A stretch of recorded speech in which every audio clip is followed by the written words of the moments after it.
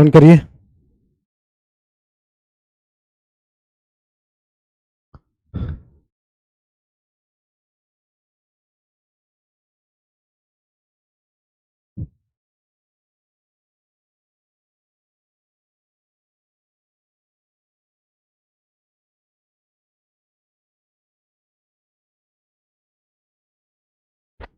Good afternoon.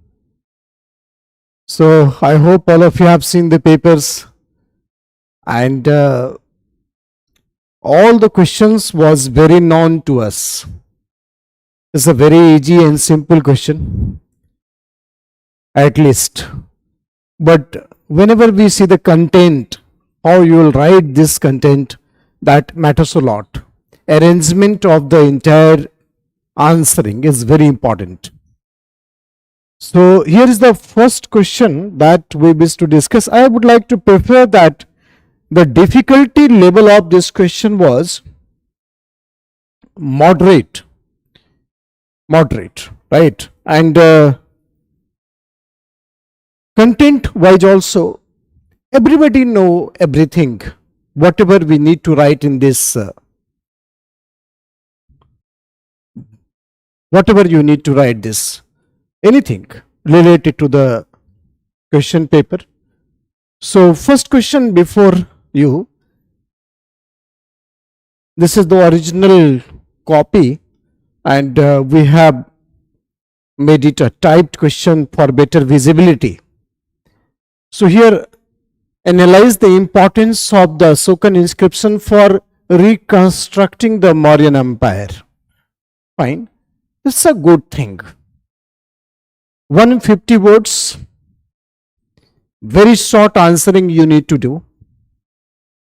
So you'll find you'll write in introduction that there are various sources to study the Mauryan Empire, in which inscriptional evidence constitute the best explanation of political, social and economic dimension of the Mauryans. This is the first line you will give.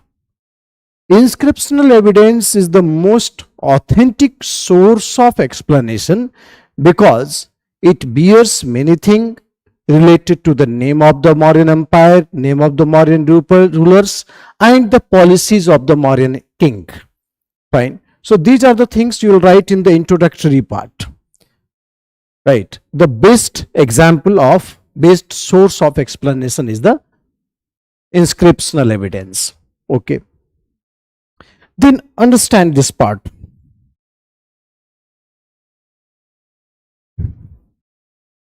We have the various issues related to the Mauryan, like the political history of the Mauryan, political history of the Mauryan Empire. Ashoka was first king in the history of India. Ashoka was the first king in the history of India who spoke to the people directly by the means of inscription, right? So what is the political history of the Mauryans? He was first monarch in the Indian history who spoke to the people directly by the means of inscription. Therefore, this was the best way to connect directly with public. Connect directly with public. Best way to connect directly with the public. Ashokan cave inscription, it was the religious orientation of the Mauryan Empire other than Buddhism. Religious orientation of Mauryan Empire other than Buddhism. Therefore, it exhibited the synthesis of the religious cult among the Mauryans. Or Mauryan had adopted secularism as state policy. Secularism as state policy. Rock was placed in important provinces Pillars was placed in important trade routes. Therefore, it defined the extent of the Mauryan Empire as well. It defined the extent of the Mauryan Empire as well. So political configuration, you will write this define the extent of the Mauryan Empire as well. Then second is the ideological perspective. Or ideological perspective of Dhamma. The major rock edict, all the 14 major rock edict, 1 to 14th, it described the superlative content of Dhamma, which is basis of moral governance. Which is a basis of moral governance. Dhamma was purely secular.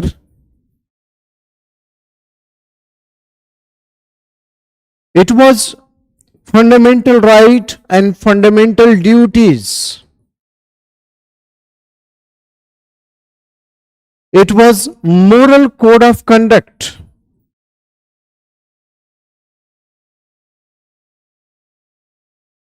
Moral code of conduct.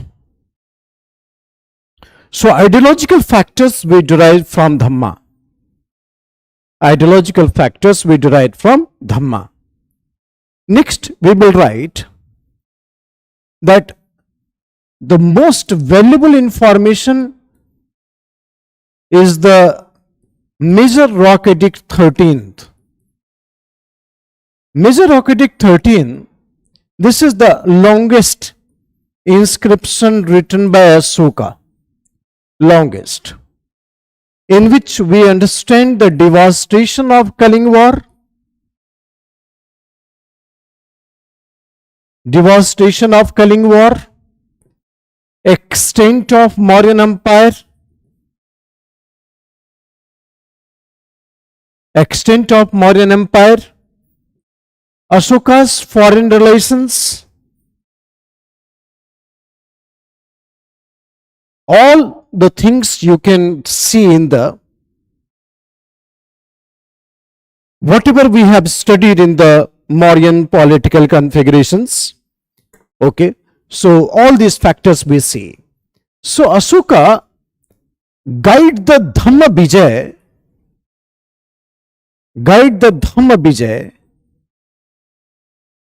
rather than very ghosts. Ashoka guide the Dhamma Vijay rather than very ghosts. The conquest by wars. So it gave new ideology and approach to the world. It gave new ideology and approach to the world. Fourth is synthesis of religion. In Major Rock Edict 3rd, Ashoka point respect to Brahmanas and Sarvanas. Respect to Brahmanas and Sarvanas. Respect to Brahmanas and Sarvanas. Ashoka said, those who follow Dhamma will attain the Swarga.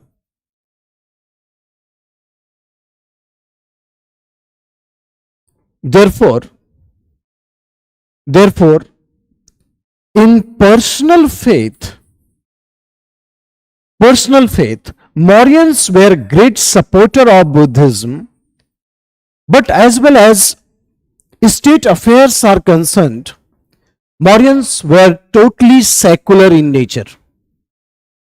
So Mauryans had created absolute distinction between the state affair as well as the personal faith of the king. Absolute distinction. So Mauryans followed the religious tolerance. Next, fifth factor, you can write what is the actually requirement of that is the administrative affairs of the state.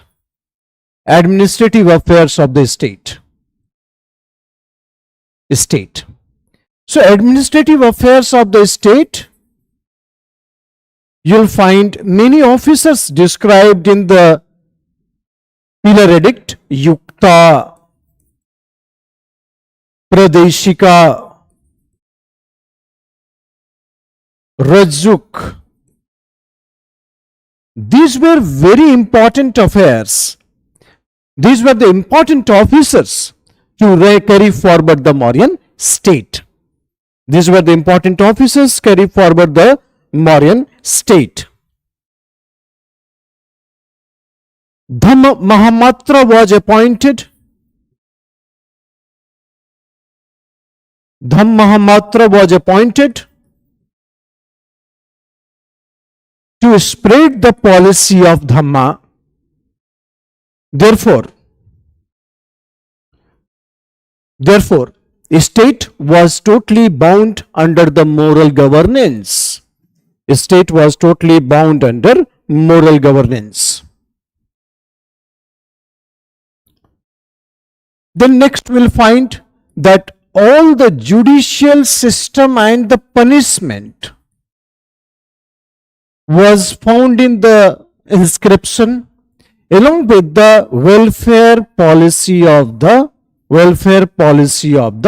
state. Welfare policy of the state.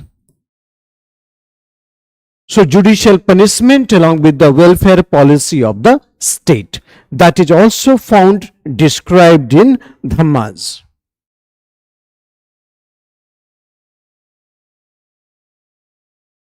Economic dimension, economic aspect.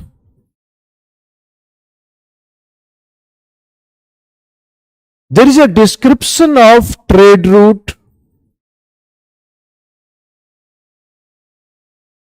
Dhamma Yatra carried by Ashoka,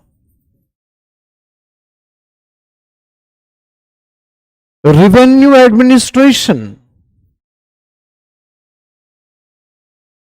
like Ruminde inscription is the inscription which described the revenue affairs of the Mauryan state.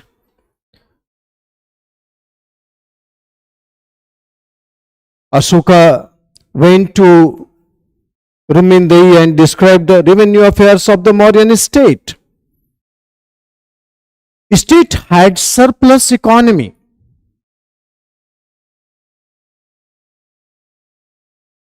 Which was used in construction of road, sarais and post offices. So state had surplus economy which was used in construction of road, sarai, etc. Eighth, language used in India. It is Prakrit, Pali with the script, Brahmani, Kharosthi, Greek, Aramaic, etc. Greek, Aramaic, etc. So finally you will conclude, you will write that the Ashoka wrote inscription which became the model for many empires in the coming days, which became model empires in coming days,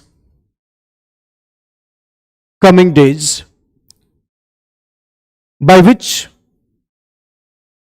the direct communication was facilitated.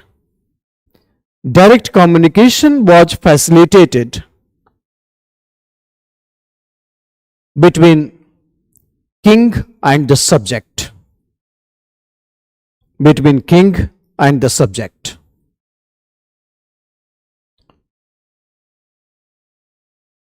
If you want, then you can put some special description of the Sarnath also, The Sarnath pillar is so important in the history of India that its capital served as an emblem for the government of India even today.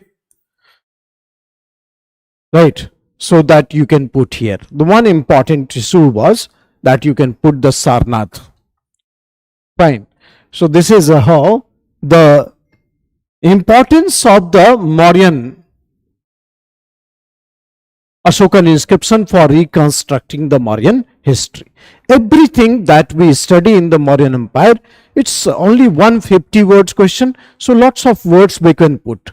I think आसान था question, ये बहुत आसान question था. Now the second question is Vijayanagar Vastukala. Architecture of Vijayanagar exemplifies the amalgamation of past traditions with contemporary practices. Elucidate with examples. You know, we have three styles of temple construction in the early medieval India: Nagar, Dravid and Besar. Fine. So Besar style was considered as the hybrid style. So if you count how many empires had followed the Besar style, then there are four big empires. One is the Chalukya of Batapi. Second is the Rashtrakuta. Third is the Hoysal. And fourth is the Chalukya of Kalyani. If you integrate all their architectural method, you can find the architecture of Vijayanagar Empire. Right? So it was a legacy of many big architectural process, that is from the Pallava also, from the Chola also, from the Chalukya also. Okay, some factors you can find from the Nagar style as well. So here introduction you will write Vijayanagar architecture was a highly developed architecture which was synthesis of Nagar, Dravid and Besar style. Synthesis of Nagar, Dravid and the Besar style.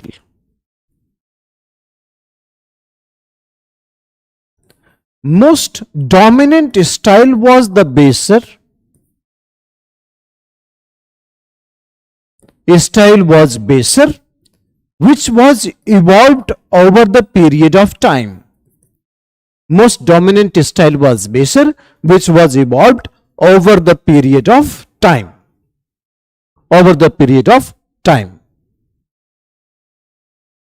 Then you will change the paragraph. Look at how many words you need to write. We need to write 250 words. Okay. Then you will change the paragraph. The legacy of the past. Legacy of the past. Vijayanagar Empire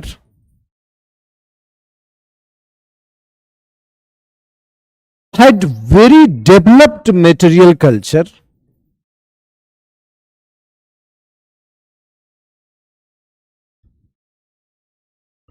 The spread was in Maharashtra, Karnataka. Spread was in Maharashtra and Karnataka of modern days. Here we can see the evolution of temple construction.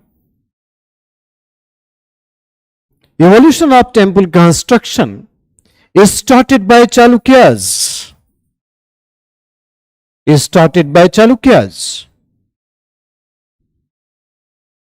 So in Western India, there are four dynasties. One, the Chalukya of Batapi. Second, Rashtrakuta.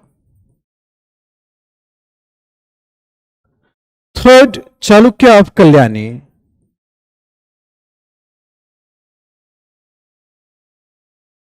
Chalukya of Kalyani. Fourth, Hoysala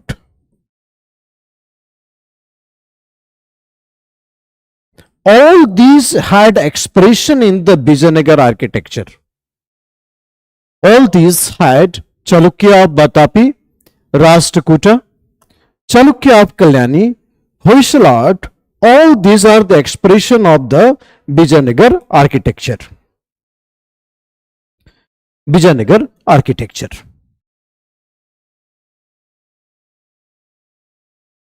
There was massive influence of Pallava and the Chola on this architectural pattern. There was a massive influence of Pallava and the Chola in this architectural pattern.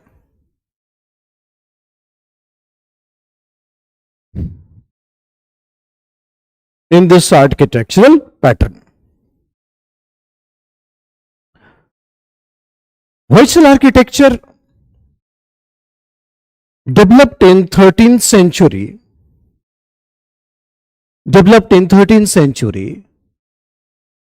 Had influence on the construction of pillars. Developed in 13th century. Had influence on the construction of beautiful pillars. Beautiful pillars.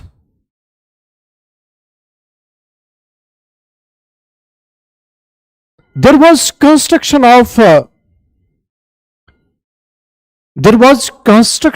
huge gopuram.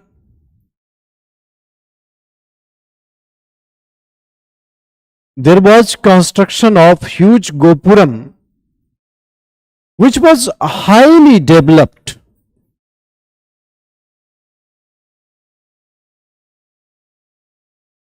Which was highly developed, highly decorated.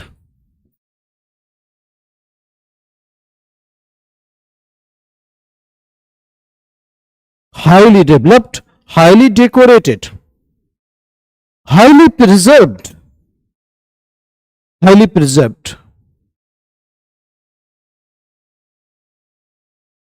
Like Birupaksh temple of Hampi. So the beautiful example is Birupaksh temple of Hampi, which had a very high gopuram and highly preserved also, high decoration also. So Birupaksh temple of Hampi. Mandapam. Mandapam was yet another feature of the Vijayanagar Empire, which was very elaborate, like Dravid school of Chola, very elaborate like Dravid school of Chola. It was a center of cultural and religious program. Here the Devdasi performs. Devdasi performed.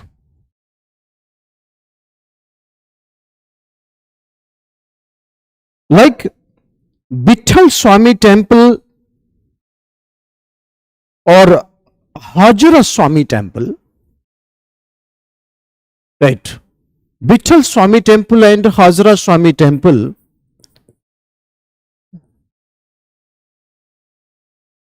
and Hajra Swami temple is a classic example of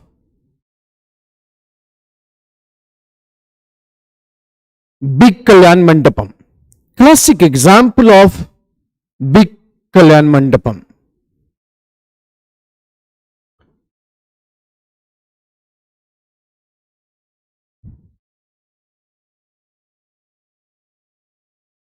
The construction of monolithic chariot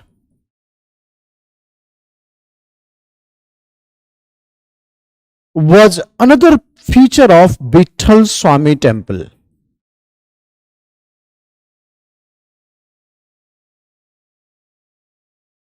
which is totally inspired by the Pallava sculpture. Totally inspired by Pallava sculpture. Theme was also identical. Theme was Ramayana and Mahabharata. Theme was Ramayana and Mahabharata. Theme was Ramayana and Mahabharata.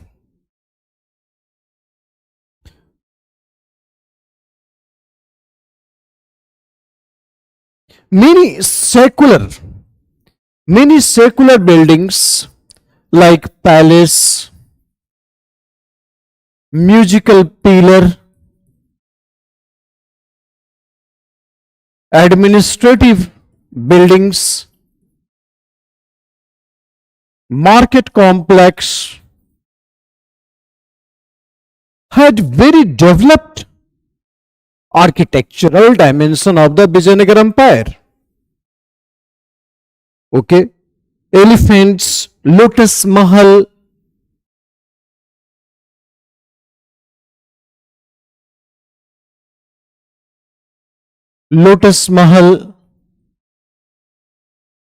are important architectural feature which was very contemporary,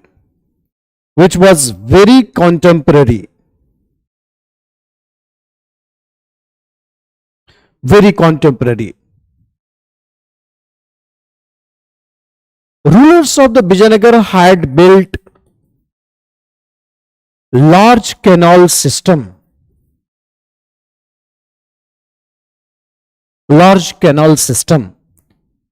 So reservoir was also had excellent architecture. Reservoir had very excellent architecture, which was according to the need of the time.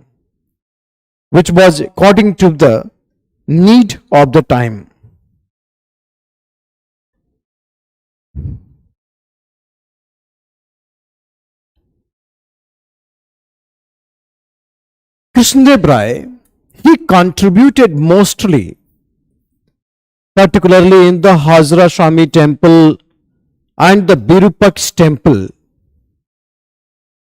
Krishnadev Rai contributed mostly in the Hazra Swami temple or the Birupaksh temple.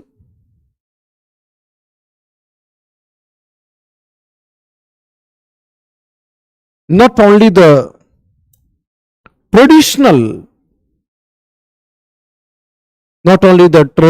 architecture, but contemporary innovations also.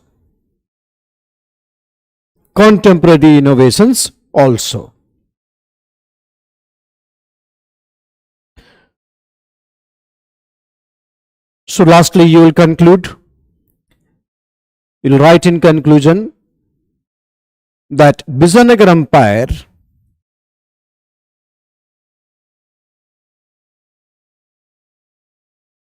represents a synthesis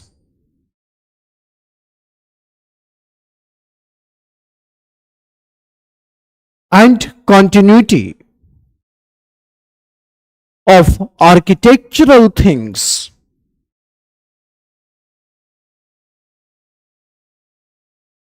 from entire India.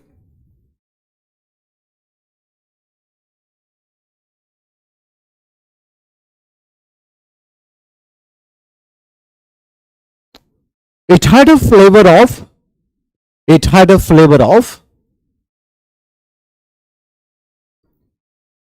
secular and religious theme.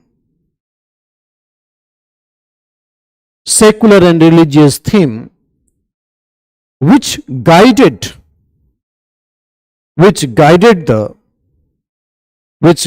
the contemporary as well as future empires.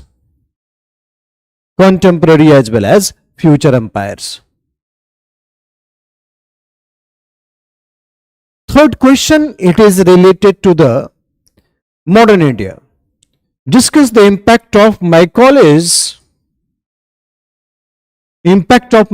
minute on colonial administration and education in India. That was something beautiful, something fantastic. So those students who had preferably wrote this answer, they can very much rely on the phase 2 of the educational policy. Phase 2 of the educational policy from 1813 to 1860, we have the phase 2 of the educational policy, or sometimes 1853.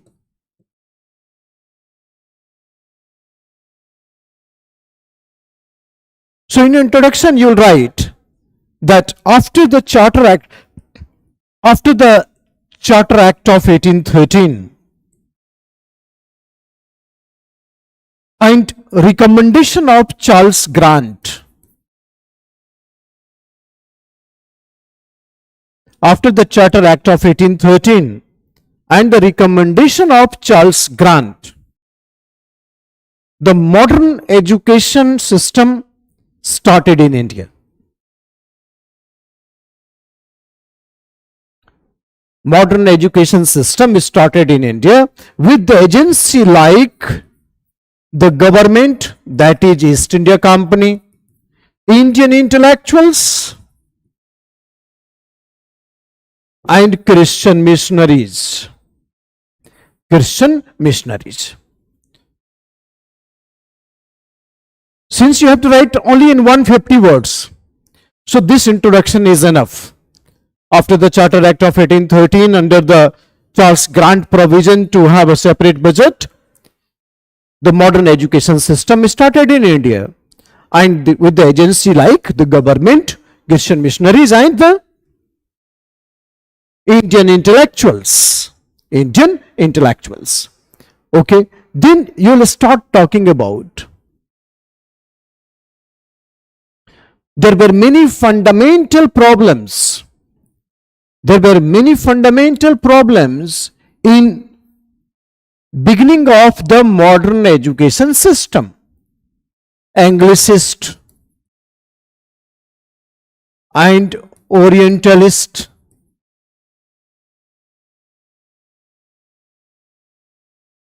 education for all or selected group, philosophical education or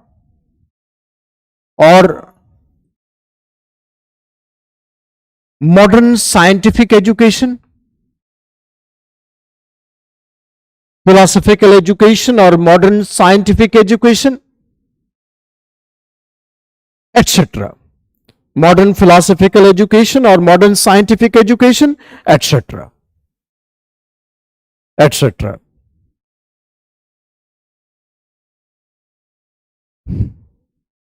Therefore, Thomas Macaulay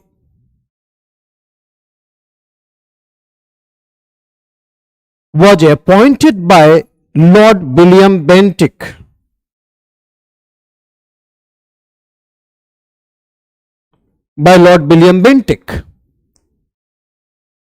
to lead the committee which is known as the General Committee on Public Instruction.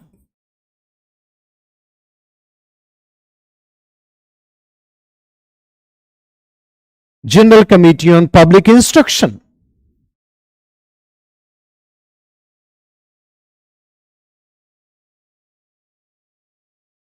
General Committee on Public Instruction.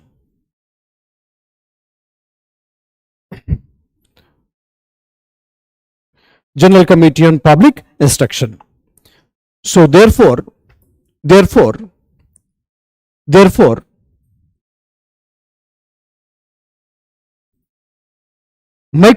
Thomas Macaulay presented Macaulay Minute in 1835.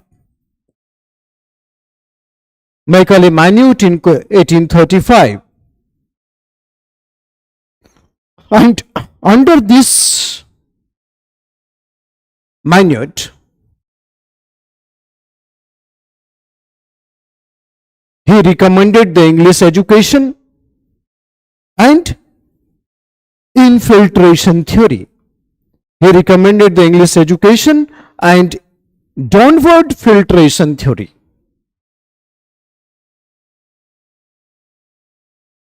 He recommended English education and downward filtration theory. And downward filtration theory. So what is impact? Colonial policy.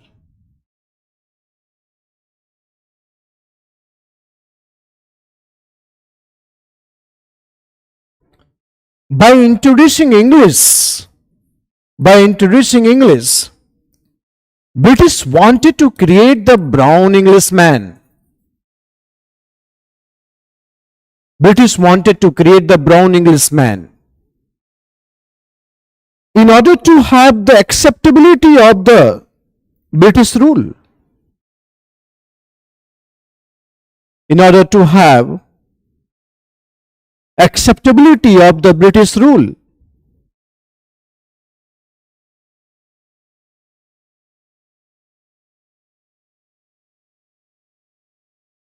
It will prove the Westman hypothesis that it is a white man's burden to teach the lesson of civilization to the barbarians. So Westman hypothesis. Second, class of intermediaries.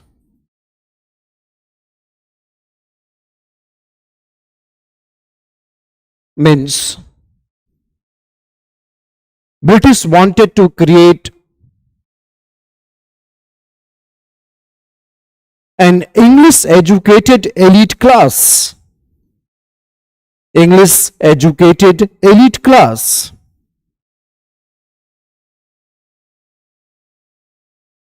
Which will help in legitimization of or legitimacy of British rule in India.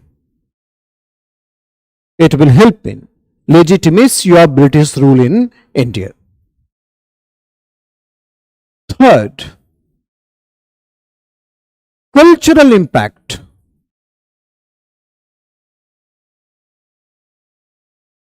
Language will change the culture. Will change the culture.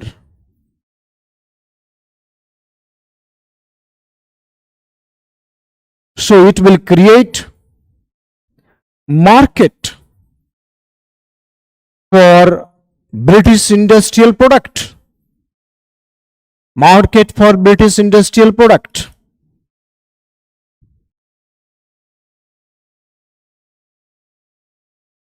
India would become more closer to British. India would be more closer to British in terms of dress and diet.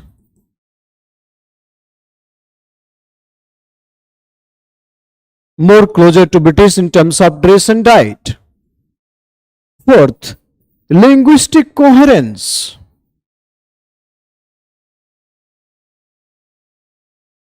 Linguistic coherence.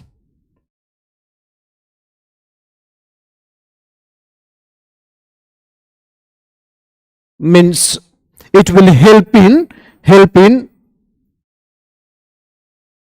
inter-regional communication, right? It will help in inter-regional communication, and ultimately it would create the possibilities of nationalism. It will help in inter-regional communication, and ultimately it will help in rise of nationalism.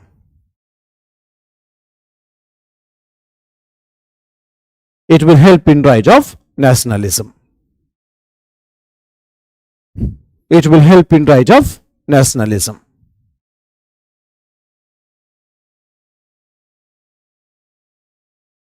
Fifth, fifth point, that the English education will create the scenario of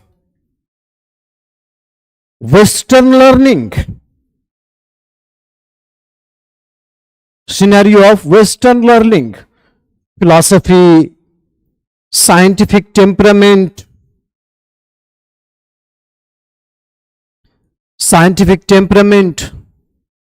and rational thought.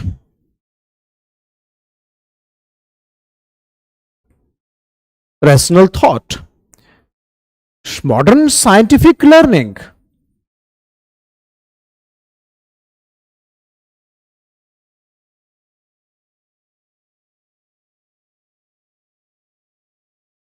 Enlightenment, rational thought, rational thought, rational thought,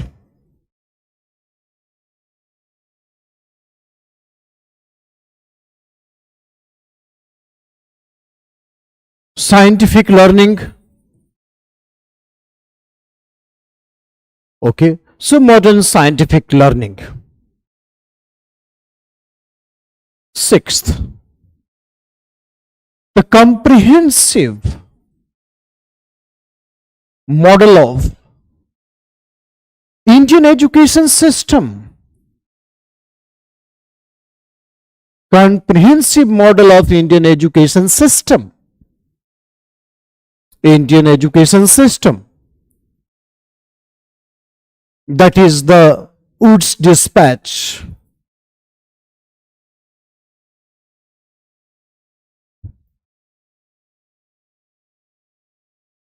Which was basically the combination of vernacular as well as English education. Combination of vernacular as well as English education.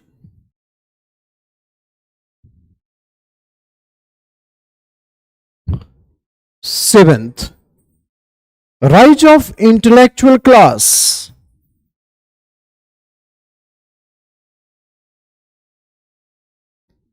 Intellectual class who demanded rise of intellectual class who demanded abolition of evils. Abolition of evils, demanded modern governance, liberal political structure,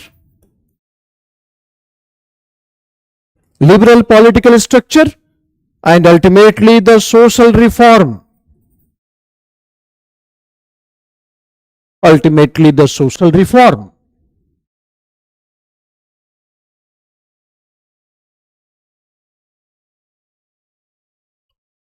Okay.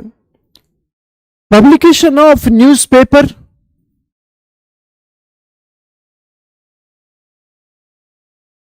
and books that helped in generating the new consciousness.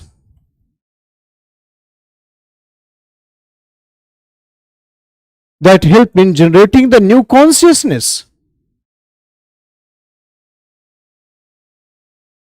Generating the new consciousness. Okay. Which helped in generating the new consciousness. And ultimately, it created the political nationalism. It created the political nationalism.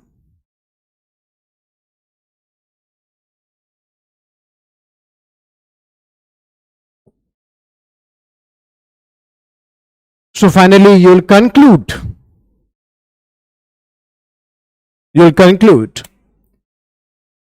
that Macaulay Maynard had intention of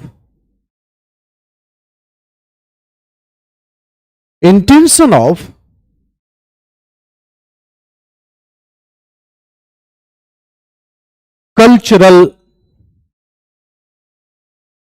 as well as political imperialism,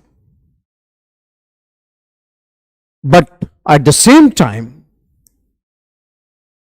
it greatly helped in rise of nationalism and nationalist consciousness.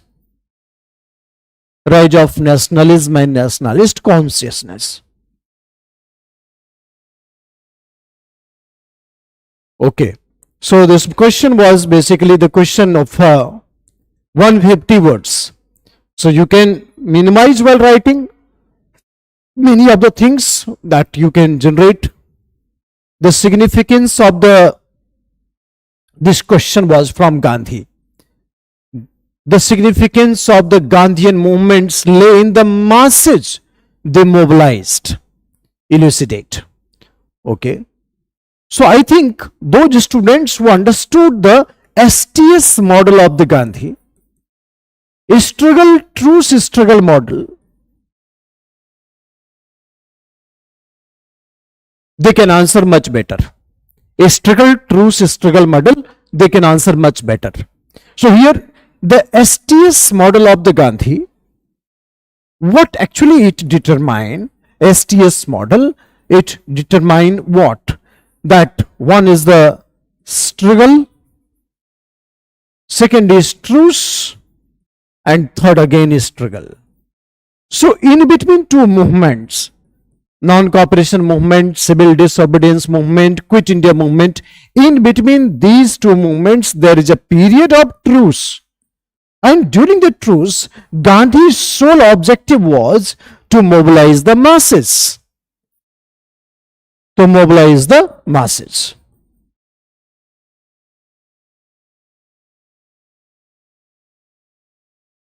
The intensity of the Gandhian movement solely depended on the mass mobilization.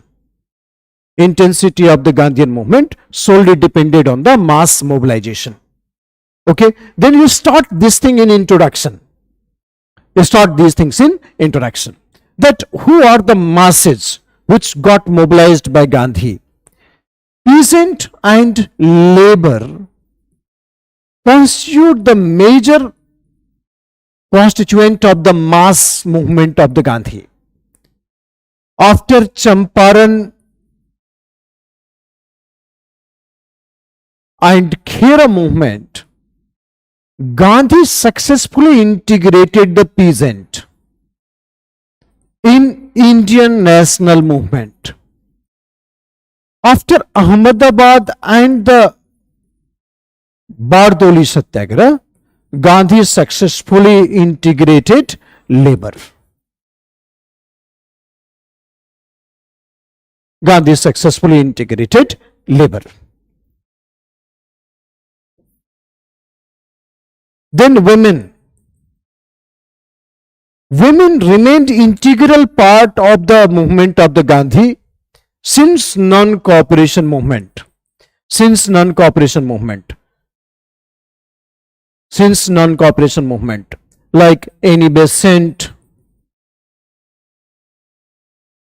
Avantika Bai Gokhale,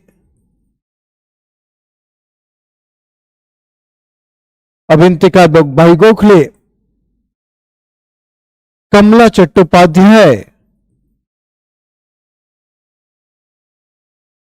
Sarojini Naidu,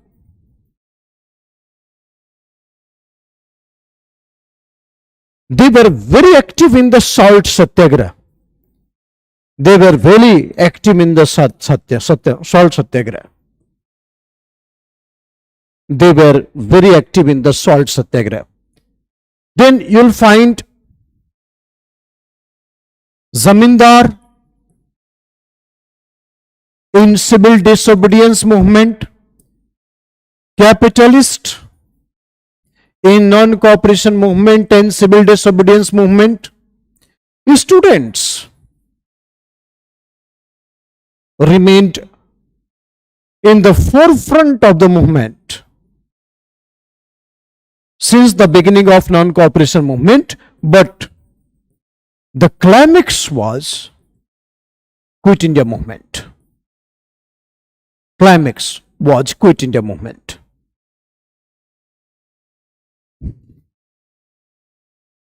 Middle class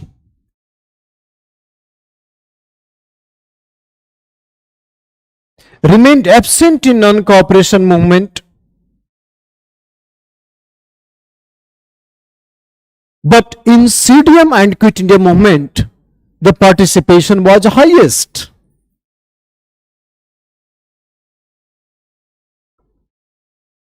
Muslims, unprecedented unity in the non-cooperation movement,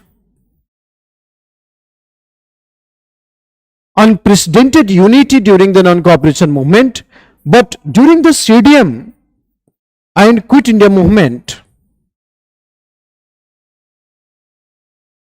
the Muslim participation was absent.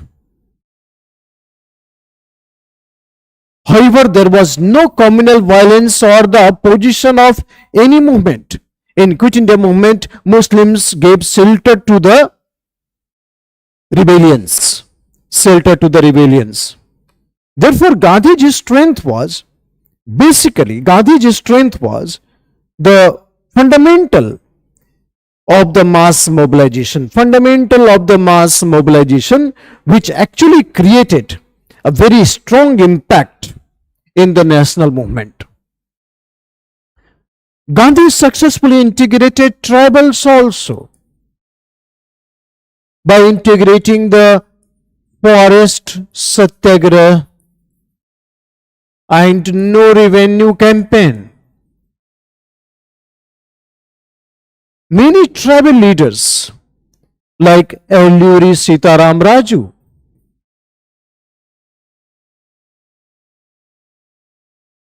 Buddha Bhagat, Alluri Sitaram Raju had greatly participated in the movement of the Gandhi, that is in the Rampa rebellion.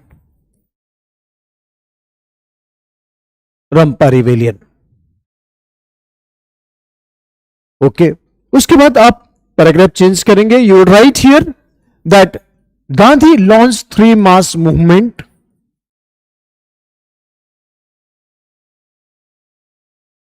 The intensity of the mass movement keep on increasing with the addition of masses. The intensity of the mass movement keep on increasing with the addition of masses. But objective of the movement always remained the same. Objective of the movement always remained the same.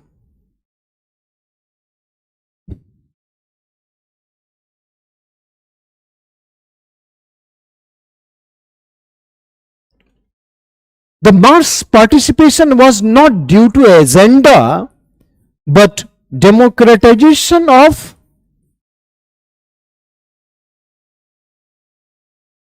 politics. Democratization of politics. It's not because of agenda, but democratization of politics. Introduction of Khadi, charkha, salt, boycott of British institutions,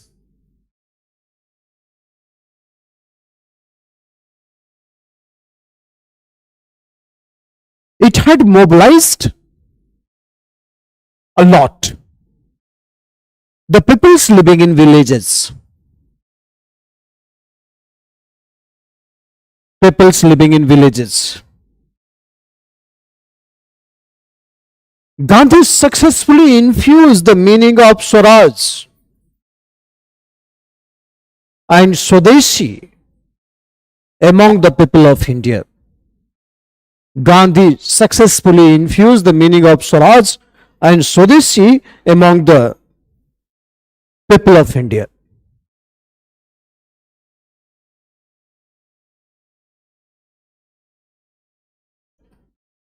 Gandhi continuously observed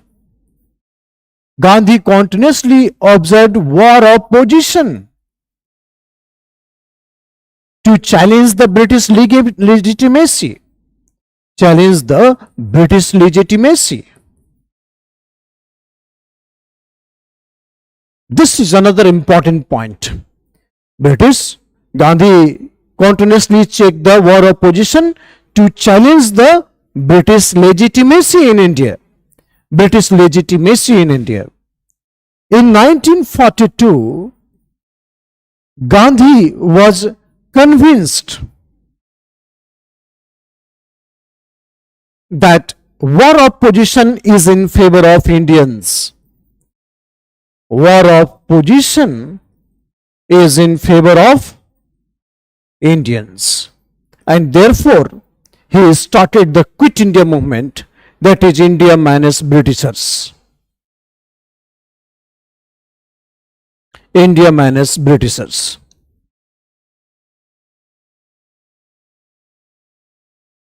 Gandhi infused the idea of self-reliance by constructive program.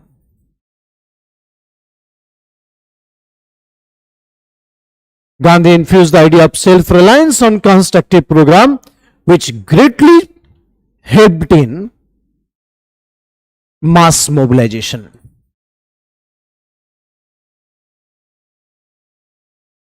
Greatly helped in mass mobilization, and vice versa, that is the masses had mobilized the leadership of Gandhi.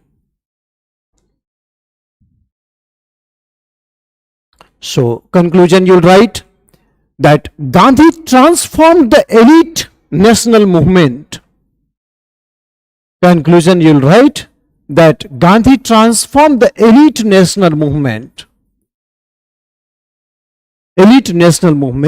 into mass-based politics.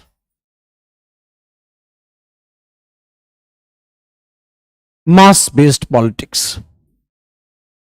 Gandhi created the nationalist India.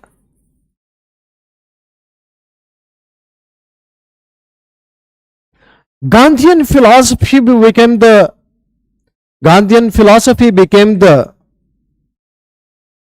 ethics of national integration.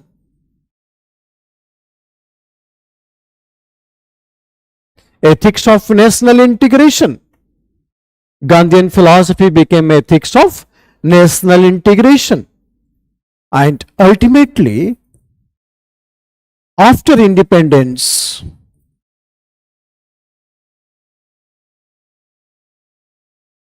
it guided the future politics in integrity and consolidation of India. Integrity and consolidation of India,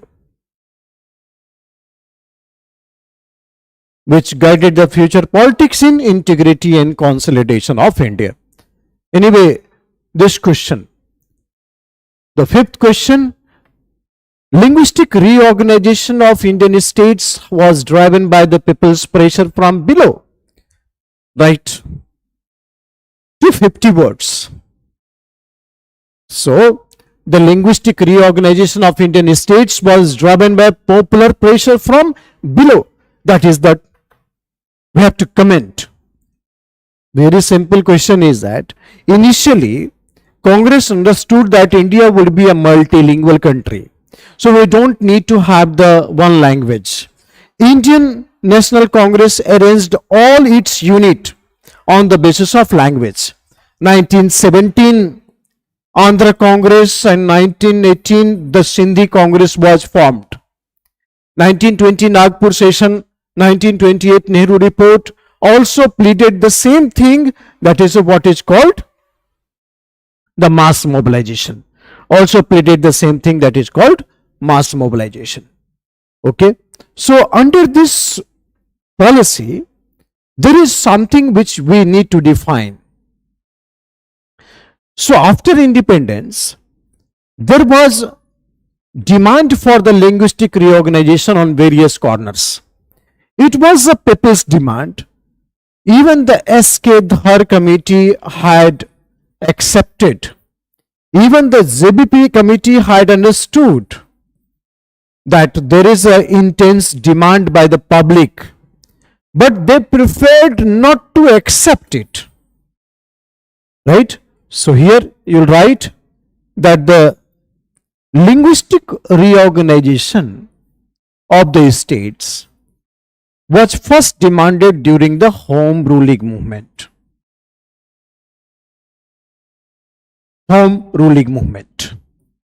Right, introduction you'll write, first demanded in the Home Ruling movement. Later on, Sindhi Congress and the Andhra Congress was constituted on the basis of language. Sindhi Congress and Andhra Congress was constituted on the basis of language. It's a 250 word question. Right. Then you will say the SK Dhar committee and the JBP committee in 1948. It prescribed the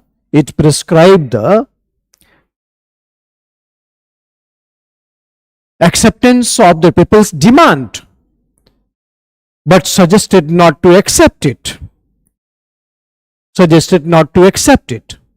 Even the Nehru said first problems would come first, that is integration of the Indian states, consolidation of Indian states and development of the Indian states. That all these things you'll write in your introduction. Then you'll change the paragraph and you'll say the first demand was raised on a very massive scale was in Madras province. Where there was a demand of separate Telugu and the Tamil state as well. Right? In separate Telugu state became more intense when 1952 P. Sriramalu died, and therefore 1953 demand of the separate Andhra was fulfilled and Andhra state was created. So this creation was like opening of Pandora box, as it intensified the demand in many provinces. Right? In Bombay,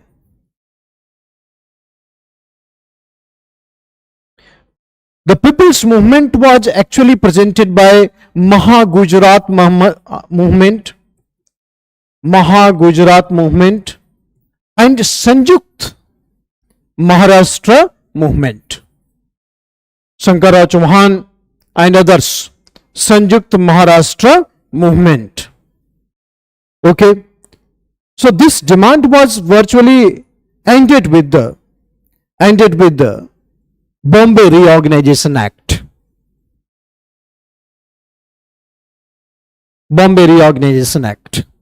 And then Maharashtra and the Gujarat was created, and Bombay became a very bone of contention. Finally, the many Congress party's MPs had resigned in demand of the separate Bombay, and then the Bombay was finally given to Maharashtra, and there was a intense people pressure. Then Punjab reorganization movement, 1966, Shah committee recommended Punjab reorganization. Demand of the separate Punjabi speaking, Hindi speaking Haryana and the Pahari speaking Himachal, it was created just in order to satisfy the urge of the people. So state reorganization was also intensified with these demands, and this function was made under the State Reorganization Act 1956. Right? So 16 states and 6 UTs was created. Right? There was a massive popular pressure, mass demonstration made in the various areas. There was a violence at large scale. People had formed an organization up to the large scale. So therefore the government had to bow down the demand. So finally you will write conclude the answer that despite the fact many states was created which affected the federal system of India,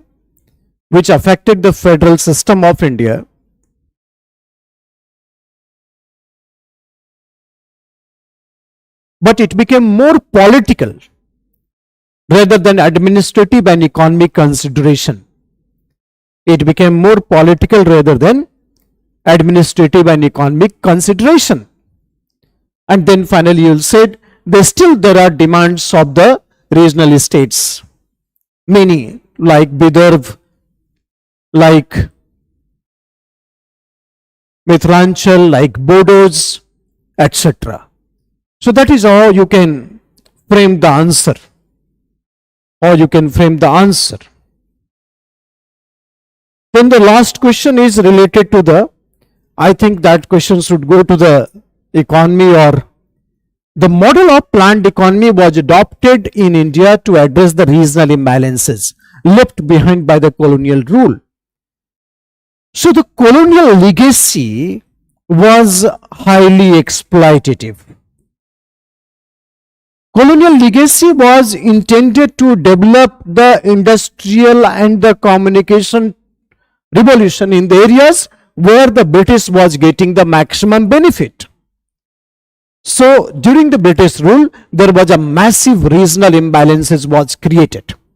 Okay, so right in the first paragraph, that the colonial legacy lies in the fact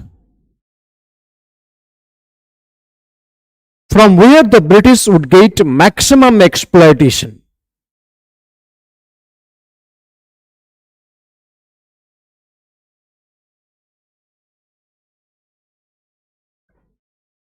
There was development of industry as well as communication, but at the same time, it had created the huge regional imbalances.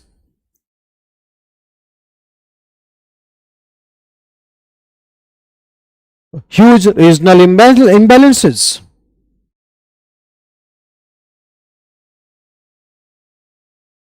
Massive urban and rural divide.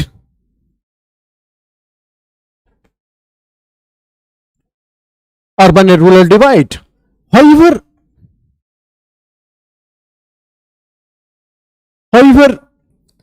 after independence, the planned economy was adopted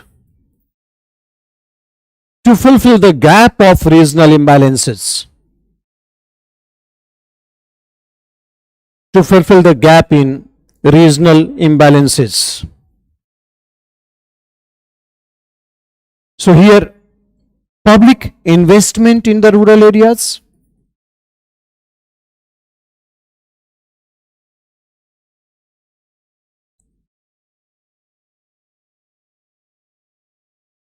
mixed economy, that is both private and the public sector,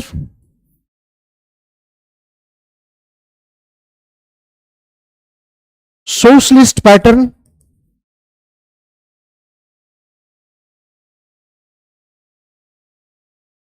industrial dispersal,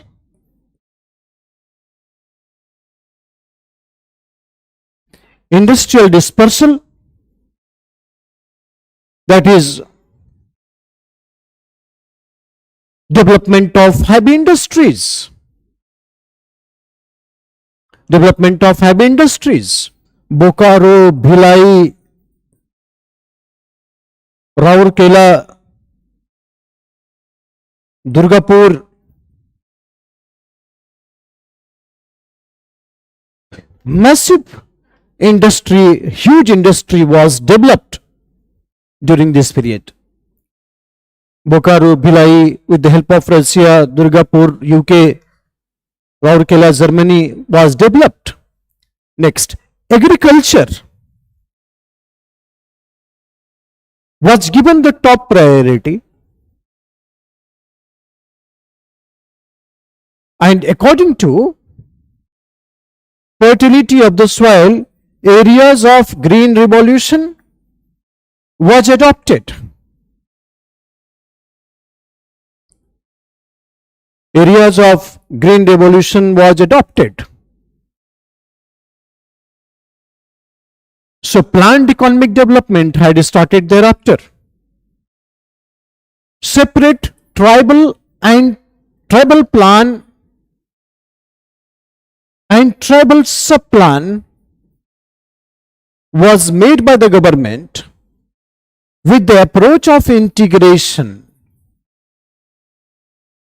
With the approach of integration.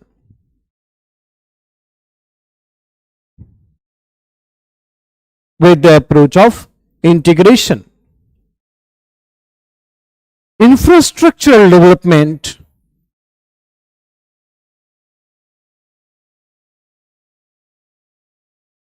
like rail, road, waterways also became part of the planned economy.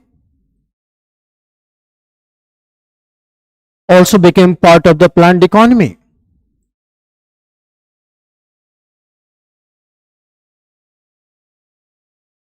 And lastly, you will write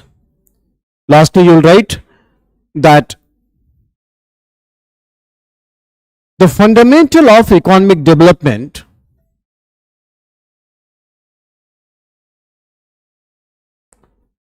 was to reduce the disparity, but it was not completely eliminated.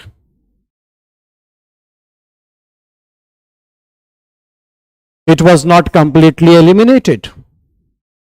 Industrial development remained confined to the selected areas.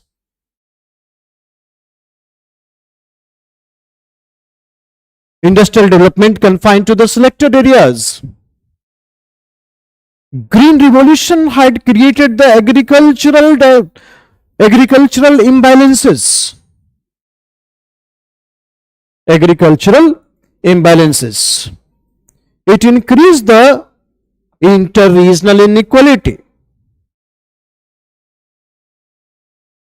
And then lastly, you will make a conclusion. That planned economy provided the balanced development,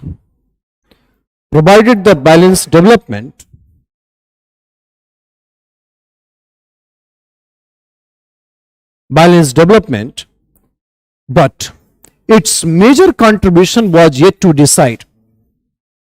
Its major contribution was yet to decide. Its major contribution was yet to decide. And finally, the regional balance required a targeted approach.